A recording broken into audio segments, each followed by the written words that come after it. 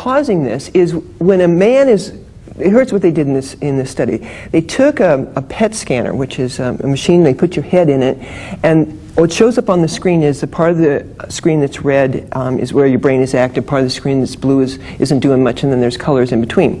So they put men in a PET scanner, gave them a thing to do, and what you'll see is one part of the brain is firing away like crazy working on that thing.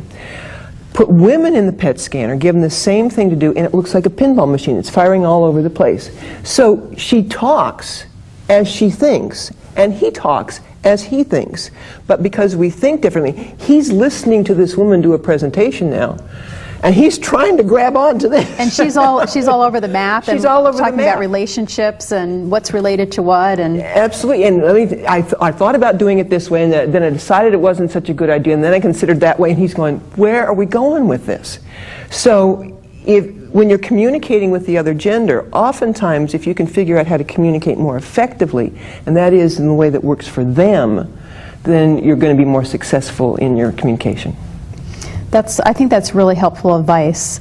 As we finish up, I'd like to ask you what your top hardball play for women is. Do you have a top, either kind of a top play that women can think about as we close this? Well, I think maybe one of the most important things is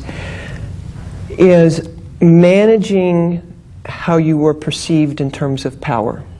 You brought up dress, that's part of it. Part of it is facial expression. The most powerful facial expression for both men and women is the straight face, not the smile. Noticing if you're nervous, not wringing your hands, scratching yourself. Noticing how you come across in terms of power. Holding your body open rather than shut and closed. That, I think, will get you further down the road than any single other strategy. Well, thank you, Pat. This has just been really great, and really appreciate all your insights. And it's very exciting for me to meet you after all these years. Thanks. And I wish you a lot of continued success.